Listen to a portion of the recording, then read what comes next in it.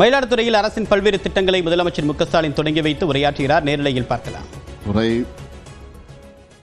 என்ற காரணத்தால் மயிலாடுதுறை 1000 ஆனாலும் மாயவரமாகாது.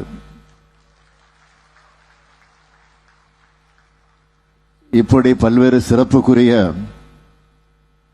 மயிலாடுதுறை மாவட்டத்திற்கு தமிழ்நாட்டின் முதலமைச்சர் என்பதோடு இந்த மாவட்டத்தினுடைய மருமகன் என்கிற உரிமையோடு உங்களில் ஒருவனாக நான் இங்கே வந்திருக்கிறேன். இன்று மட்டும் 48 கோடியே மதிப்பிலான புதிய திட்டப்பணிகளுக்கு அடிக்கல் நாட்டியும்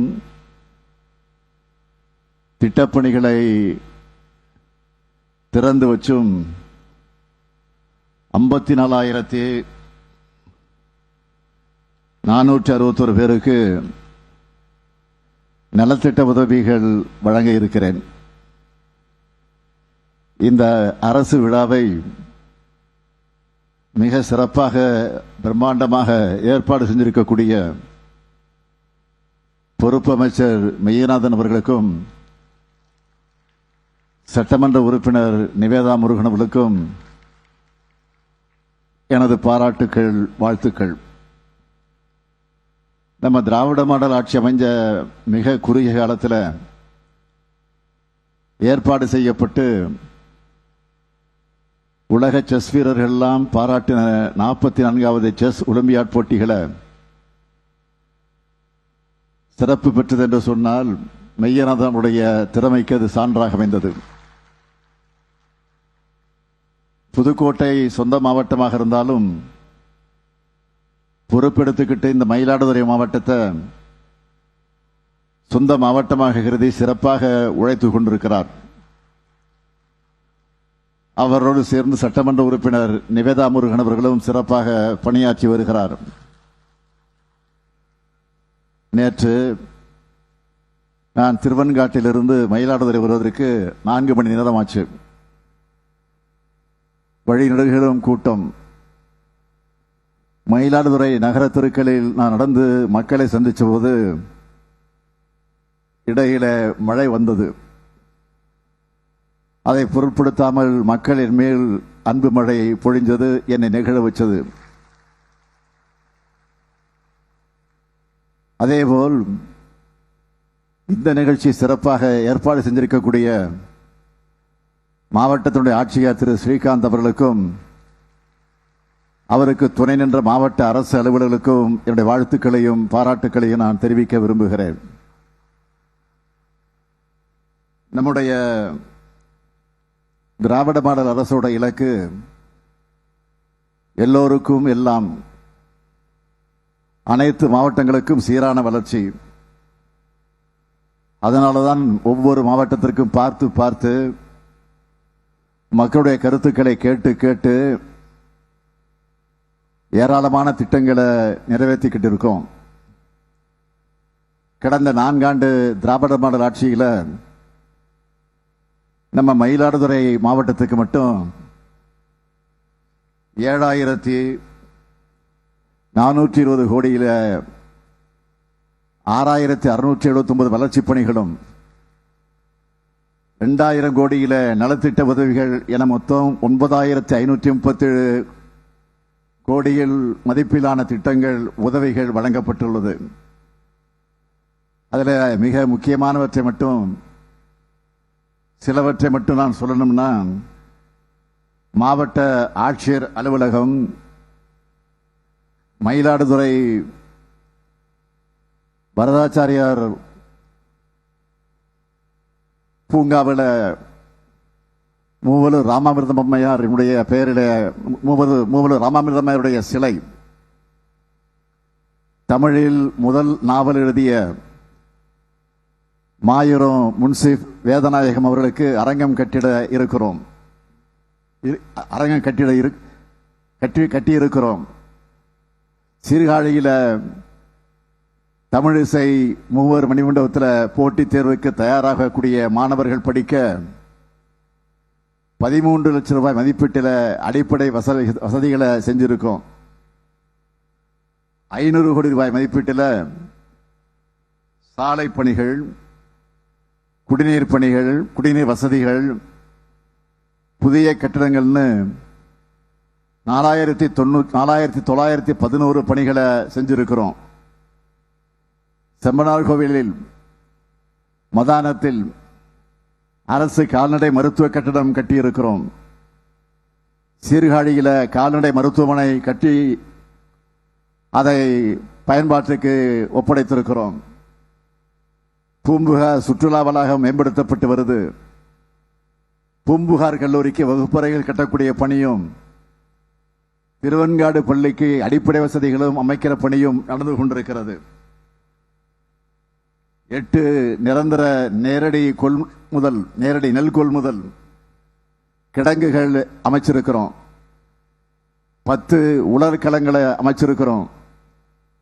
நெடுஞ்சாலைத்துறை சார்பில் 241 கிலோமீட்டர் தூரத்துக்கு சாலைகளை போட்டிருக்கிறோம். பேரூராட்சி துறைகள் சார்பில் 72 கோடி ரூபாய்க்கு திட்டப்பணிகள் நடந்து கொண்டிருக்கிறது. சீர்காழி ஒன்றியத்திற்குட்பட்ட 7 ஊராட்சிகளில் கொள்ளிடம் கூட்டு குடிநீர் திட்டப்பணிகளை முடிச்சிருக்கிறோம்.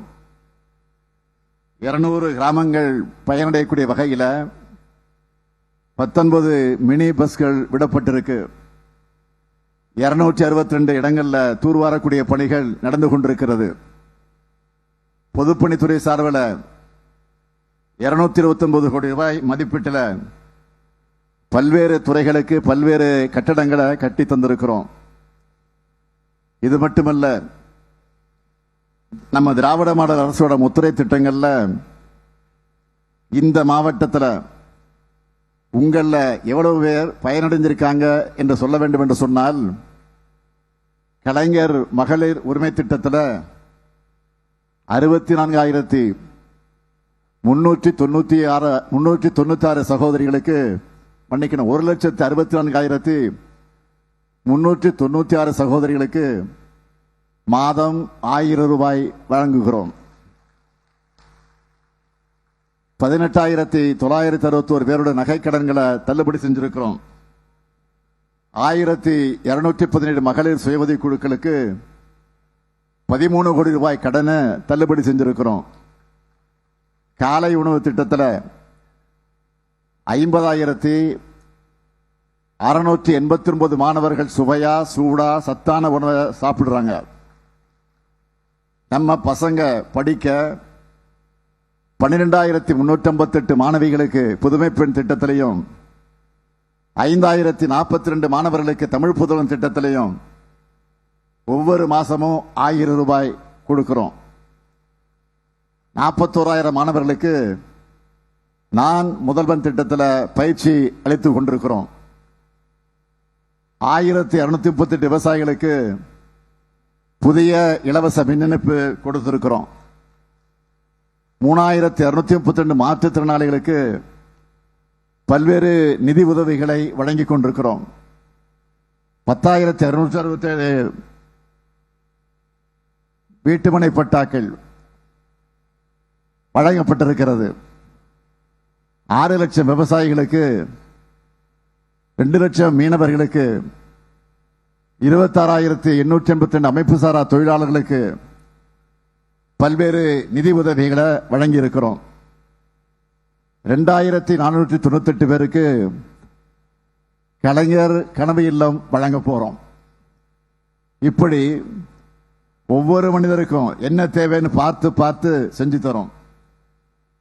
நான் கூறிக்கொள்ள விரும்புவது, நம்ம மயிலாடுதுறை மாவட்டத்தில் அதிகமாக வாழக்கூடிய மீனவ மக்களோட நலன் காக்கவும், நம்ம மீனவர்களோட பாரம்பரிய மீன்பிடி உரிமைகளை நிலைநாட்டவும் தேவையான அனைத்து நடவடிக்கைகளையும் நம்ம அரசு எடுத்துக்கிட்டு இருக்கு. வானகிரியில் சிறிய துறைமுகம் அமைக்கவும் நடவடிக்கை எடுக்கப்படுது. இலங்கை கடற்படையால தமிழ்நாட்டு மீனவர்களுக்கு ஏற்படுகிற இன்னல்களுக்கு நிரந்தர தீர்வா கச்சத்தீவை மீட்க வேண்டும் என்று நான் பிரதமரை சந்திக்கும் போதெல்லாம் கோரிக்கை வைத்துக் கொண்டிருக்கிறேன். கடந்த ஏப்ரல் 2ஆம் தேதி சட்டமன்றத்தில் மீண்டும் தீர்மானத்தை நிறைவேற்றி இருக்கிறோம். அது மட்டுமல்ல, இலங்கை சிறையில் வாடுகிற நம்முடைய மீனவர்களையும் அவங்களுடைய படகுகளை மீட்க வேண்டும் என்று ஒன்றிய அரசை தொடர்ந்து வலியுறுத்தி கொண்டிருக்கிறோம். தமிழர்கள் மீதோ தமிழ்நாட்டு மீனவர்கள் மீதோ கொஞ்சமும் அக்கறை இல்லாத ஒன்றிய பாஜக அரசு கச்சத்தீவை தாரை வார்த்தது யாருன்னு அவர்கள் அரசியல் மட்டும்தான் செஞ்சுக்கிட்டு இருக்கிறாங்க. இன்னொரு நாட்டோடு ஒப்பந்தம் போடுவது என்பது ஒன்றிய அரசினுடைய அதிகாரத்தில் இருக்கு. 10 ஆண்டுகளுக்கு மேல பாஜக தான் ஒன்றியத்தில் ஆட்சி செஞ்சுக்கிட்டு இருக்கு. இதுவரையில கச்சத்தீவை மீட்க அவர்கள் எடுத்த நடவடிக்கை என்ன? குறைந்தபட்ச தமிழ்நாட்டு மீனவர்களை இலங்கை அரசாங்கம் கைது செய்வதையாவது அவர்கள் தடுத்திருக்கிறார்களா? இல்ல. படகுகளை மீட்க முயற்சி செஞ்சிருக்கிறாங்களா? அதுவும் கிடையாது. சமீபத்தில் இலங்கை வெளியுறவுத்துறை அமைச்சர் என்ன பேசியிருக்கிறார்? கச்சத்தீவு என்பது கடல் பகுதியில் தமிழ்நாட்டு மீனவர்கள் அத்துமீறி நுழைகின்றனர். கச்சத்தீவை ஒருபோதும் விட்டுத்தர மாட்டோம்னு இலங்கை வெளியுறவுத்துறை அமைச்சர் பேசியிருக்கிறார். இதுக்கு வெளியுறவுத்துறை அமைச்சர் ஜெய்சங்கர் என்ன பதிலளித்திருக்கிறார்? தயவுசெய்து நீங்க சிந்திச்சு பார்க்கணும். இதுவரை இல்லை. ஆக எங்களுடைய தொடர் கோரிக்கை, பிரதமர் இதில் தலையிட்டு நேரடியாக தலையிட்டு இந்த பிரச்சனைக்கு முற்றுப்புள்ளி வைக்க வேண்டும் என்று நாம் தொடர்ந்து சொல்லுகிறோம். அதற்கு தமிழ்நாடு அரசும் திராவிட முன்னேற்றக் கழகமும் தொடர்ந்து போராட்டம். இதை மீனவ சகோதரர்களுக்கு நான் உறுதியோடு தெரிவிக்க விரும்புகிறேன். மயிலாடுதுறை மாவட்டத்துக்கு வந்துட்டு உங்களுக்கு தேவையானதை கேட்டுட்டு அறிவிப்புகளை செய்யாம நான் இருக்க முடியுமா? அப்படி செய்யாம நான் இங்கிருந்து போக முடியுமா? நீங்கள் விட்டாலும் நானாவது மனம் வந்து போவேன்னா முடியாது. அதனால மாவட்டத்துக்கான 8 புதிய அறிவிப்புகளை இந்த நிகழ்ச்சியின் வாயிலாக நான் அறிவிக்க விரும்புகிறேன்.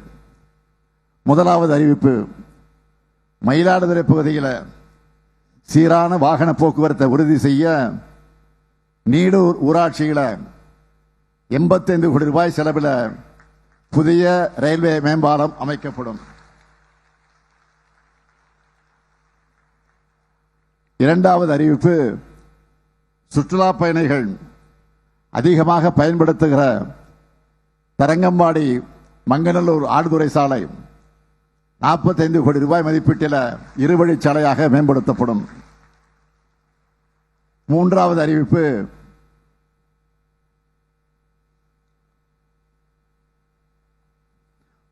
அறிவிப்பு, தென்னாப்பிரிக்காவில் நடந்த சத்தியாகிரக போராட்டத்தில் மகாத்மா காந்தி கூட கலந்துகிட்டு உயிர் தியாகம் செஞ்ச சுதந்திர போராட்ட தியாகி சாமி நாகப்பன் அவர்கள் நினைவாக அவரை போற்றக்கூடிய வகையில் மயிலாடுதுறையில் அவருடைய திருவுருவச் சிலை அரசால நிறுவப்படும். நான்காவது அறிவிப்பு, குத்தால நகரத்தில் பாயக்கூடிய குத்தாலம் வாய்க்கால் 7 கோடி ரூபாய் செலவில் புனரமைக்கப்பட்டு மேம்படுத்தப்படும். ஐந்தாவது அறிவிப்பு, தரங்கம்பாடி வட்டத்தில் இருக்கக்கூடிய தாழம்பேட்டை மற்றும் வெள்ளகோயில் கிராமங்களில் கடற்கரையோர கட்டமைப்பு வசதிகள் 8 கோடி ரூபாய் செலவில் மேம்படுத்தப்படும். ஆறாவது அறிவிப்பு, சீர்காழி நகராட்சிக்கு 5 கோடி ரூபாய் செலவில் புதிய நகராட்சி அலுவலகம் கட்டித்தரப்படும். மீனவர்களுக்கு அவர்களை பொறுத்தவரையில் சீர்காழி வட்டம் திருமுல்லை வாசல் மீனிறங்கு தரத்திலே மேற்கல் சுவர் நீட்டிப்பு மற்றும் தூர்வாறுதல் பணி மேற்கொள்வது குறித்து சென்னையில் உள்ள இந்திய தொழில்நுட்ப கழகம் மூலமாக ஆய்வு மேற்கொள்ள துறை அமைச்சருடைய அறிவிப்பின்படி நடவடிக்கை எடுக்கப்பட்டுள்ளது. ஆய்வின் அடிப்படையில் இந்த மேம்பாட்டு பணிகள் நிச்சயம் மேற்கொள்ளப்படும். அடுத்து 7வது அறிவிப்பு, சீர்காழி வட்டத்தில் உள்ள பூம்புகார் மீன்பிடி துறைமுகத்தில் 4 கோடி ரூபாய் மதிப்பீட்டில் தூர்வார பணி மேற்கொள்ளப்படும். 8வது அறிவிப்பு, சீர்காழி நகராட்சியில் இருக்கக்கூடிய தேர் கீழ வீதி, மேல வீதி, தெற்கு வீதி மற்றும் வடக்கு வீதி ஆகிய இடங்கள்ல இருபுறமும் மழைநீர் வடிகாலோடு கூடிய சாலை மேம்பாட்டு பணிகள் 8 கோடி ரூபாய் செலவில் மேற்கொள்ளப்படும். இந்த அறிவிப்புகள் எல்லாம் நிச்சயம் விரைவில் செயல்பாட்டுக்கு வரும். நேற்று சிதம்பரத்தில் உங்களுடன் ஸ்டாலின் சிறப்பு முகாம் தொடங்கி வச்சிருக்கிறேன். தமிழ்நாடு முழுக்க நகரங்கள், கிராமங்கள்னு ஆங்காங்கே முகாம்களை அமைச்சு 46 சேவைகளை வழங்குகிறோம். தமிழ்நாட்டின் கடைகோடி மக்களுக்கும் அரசு துறையினுடைய சேவைகள், திட்டங்களை அவங்க வசிக்கக்கூடிய பகுதிகளுக்கு அங்கே போய் வழங்குவதுதான் உங்களுடன் ஸ்டாலின்கிற திட்டத்துடைய நோக்கம். இதுல மிக முக்கியமானது என்னன்னு கேட்டீங்கன்னா, கலைஞர் மகளிர் உரிமை தொகை. எனது அன்புக்கும் பாசத்துக்கும் உரிய தாய்மார்கள், சகோதரிகள், 1,14,00,000 பேருக்கு இதுவரை மாதம் 1000 ரூபாய் உரிமை தொகையாக தரப்பட்டு வருது. இதுல தகுதியுள்ள சிலருக்கு கிடைக்கலன்னு கோரிக்கைகள் தொடர்ந்து வந்தது. தகுதியுள்ள யாருக்கும் உரிமை தொகை கிடைக்காம போயிடக்கூடாதுன்னு அதில் நான் கவனமாக இருந்தேன், உறுதியாக இருந்தேன். இந்த திட்டத்தை அறிவிச்ச உடனே இதை பார்த்து பயந்து போய் எதிர்க்கட்சி தலைவர் பழனிசாமி அவர்கள் இந்த திட்டத்தை பற்றி அவதூறுகளை பரப்ப தொடங்கி இருக்கிறார். அவரே போதும், இந்த திட்டத்தில் எத்தனை சேவை இருக்கு, என்னென்ன செய்ய போறோம் அப்படிங்கிறது சொல்லியிருக்காரு. மொத்தத்தில் விமர்சனம்ங்கிற பெயரில் நமக்கு விளம்பரத்தை எடப்பாடி பழனிசாமி செய்து கொண்டிருக்கிறார். அதற்காக நன்றி. ஆனால் இந்த திட்டத்தை அவரால் தாங்கிக் கொள்ள முடியல. அதனால்தான் வாய்க்கு வந்தபடியெல்லாம் பேசுகிறார்.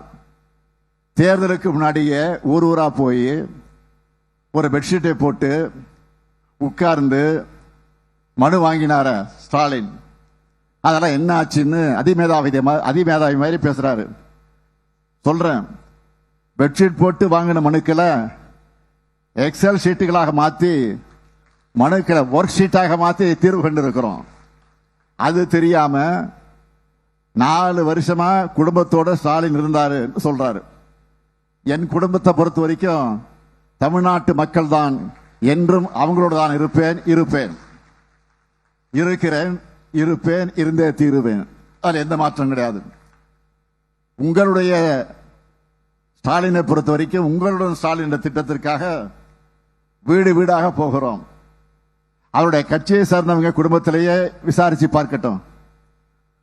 கட்சி பேதம் பார்க்காம தமிழ்நாட்டு மக்களை தன் குடும்பமாக நினைக்கிற ஆட்சி தான் இந்த ஸ்டாலினுடைய ஆட்சி. மகளிர் உரிமை தொகை உள்ளிட்ட எல்லா திட்டங்களும் அதிமுக குடும்பங்களை சார்ந்த மகளிருக்கும் போய் சேருது. மறுக்க முடியுமா? அதிமுக ஆட்சி செஞ்ச 10 வருஷமா தமிழ்நாட்டின் நிர்வாகத்தை சீர்குலைச்சு சின்னாபின்னமாக்கி வச்சிருந்தாங்க. அதை சரி பண்ணி 1000 ரூபாய் வழங்குவோம்னு அறிவிச்சோம். திமுகவில் 1000 ரூபாய் தர முடியாது, அந்த ஆட்சி வந்தாலும் தர முடியாது என்று அப்பவும் சொல்லுகிறார். ஆட்சிக்கு வந்த பிறகு சொன்னார். அவர் அவதூற பரப்பினார். நான் சொன்னேன், சொன்னதை செய்வோம், செய்வதைத்தான் சொல்வோம் என்று வாழக்கூடிய, நம் நெஞ்சில் வாழக்கூடிய கலைஞருடைய மகன் நான். அதை உறுதியாக செய்வேன். சொன்னபடி கொடுத்தோம். மாதந்தோறும் மகளிர் உரிமை தொகை கரெக்டா அக்கௌண்ட்ல வந்து விழுந்துட்டு இருக்கு. இப்போ தேதி மாறாம நாள் தவறாம வந்துகிட்டு இருக்கு கரெக்டா. அது மட்டுமல்ல, பேருந்துல கட்டணமில்லாத விடியல் பயணம் மூலமா மாசம் 800 ரூபாய்க்கு மேல மகளிரால சேமிக்க முடியுதுன்னு சொல்றாங்க. இந்த 2 திட்டமும் பெண்களுடைய பொருளாதார சமூக விடுதலைக்கு அடிப்படையாக அமைஞ்சிருக்கு. திராவிட மாடல் அரசினுடைய 4 ஆண்டு ஆட்சியில இது போல பல திட்டங்களின் பயன்களை எல்லாம் என்னால் சொல்ல முடியும். பழனிசாமி தன்னுடைய 4 ஆண்டு ஆட்சியில என்ன செஞ்சாரு? இதே மயிலாடுதுறையில நாம் சிலை அமைச்சிருக்கக்கூடிய மூல ராமாமிர்தம் பெயரிலான ஏழை பெண்கள் திருமண உதவி திட்டத்தை 2018ஆம் ஆண்டோடு நிறுத்தினவர் தான் பழனிசாமி. மாணவர்களுக்கான லேப்டாப் திட்டத்தை நிறுத்தினவரும் அவர்தான். அவரு எனக்கு டாடா பை பை சொல்றாராம். மாண்புமிகு 10 தோல்வி பழனிசாமி அவர்களே, 2019ஆம் ஆண்டிலிருந்து தமிழ்நாட்டு மக்கள் தொடர்ச்சியா உங்களுக்கு டாடா பை பை சொல்லிட்டு தான் இருக்காங்க. இந்த தேர்தலில் உங்களுக்கு நிரந்தரமா குட் பை சொல்லிட்டு போறாங்க. மக்கள் இனி ஒருபோதும் உங்களை நம்ப போறதில்லை. அட ஏன் உங்க கட்சிக்காரங்களை தேர்தல் களத்தில் உங்களை நம்ப தயாரா இல்லை.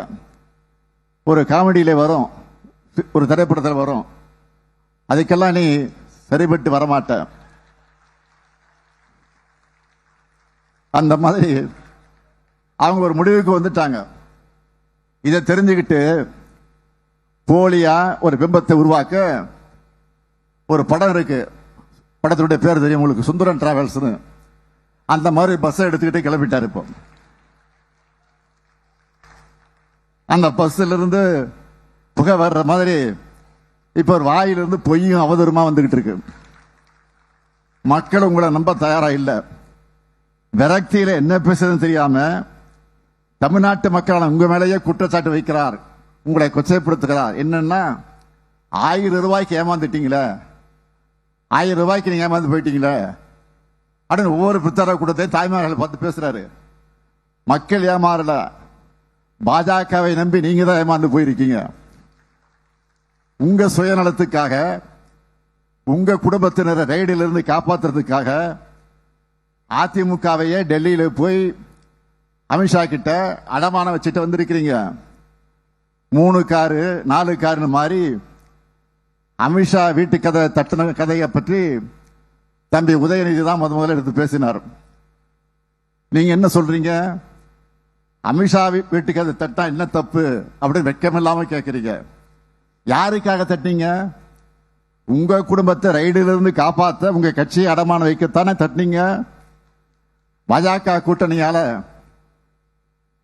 கூட்டணியால தான் 2021 சட்டமன்ற தேர்தலில் நாங்க தோற்று போனோம்னு நீங்களும் சொன்னீங்க. உங்க கட்சிக்காரங்களை வெளிப்படையா சொன்ன பிறகும் அதே கட்சியோடு கூட்டணி வச்சிருக்கிறீங்களா? அதுக்கு பேர் தான் குடும்ப பாசமா? உங்க குடும்பத்தை காப்பாற்ற கோடிக்கணக்கான தொண்டர்களை கொண்டிருக்கக்கூடிய இந்த கட்சியை டெல்லியோட சதுரங்க வேட்டையில சிக்கி அடமானம் வச்சிட்டீங்க. உங்க சொந்த கட்சிக்காரங்களை நம்பாத நிலையில தமிழ்நாட்டு மக்கள் நம்பி ஏமாற தயாராக இல்லை. மக்களை பொறுத்த வரைக்கும் ஸ்டாலின் கையில தமிழ்நாடு பாதுகாப்பா இருக்கும். சுயநலத்துக்காக எந்த அந்நிய சக்தியும் ஸ்டாலின் தமிழ்நாட்டுக்குள்ள விட மாட்டார், தடுத்து நிறுத்துவார்னு நம்பிக்கையோடு வாக்களிச்சாங்க. அந்த எதிர்பார்ப்ப நம்பிக்கைய உண்மையா உழைச்சி இந்த 4 ஆண்டு காலத்தில் நான் காப்பாற்றி இருக்கிறேன். வளர்ச்சியில் முதல் மாநிலம் தமிழ்நாடு தான். உங்க ஓனரான ஒன்றிய பாஜக அரசினுடைய அந்த கணக்கே சொல்ற அளவுக்கு தமிழ்நாட்டை நாங்கள் இன்றைக்கு உயர்த்தி காட்டியிருக்கிறோம். உறுதியோடு சொல்றேன், அடுத்து அமைய போறதும் திராவிட மாடல் ஆட்சி தான். திராவிட மாடல் 2.0வும் இணையற்ற ஆட்சியா இந்தியாவிலே தலை சிறந்த ஆட்சியாகத்தான் இருக்கும் என இப்பொழுதே உறுதியளிக்கிறேன்.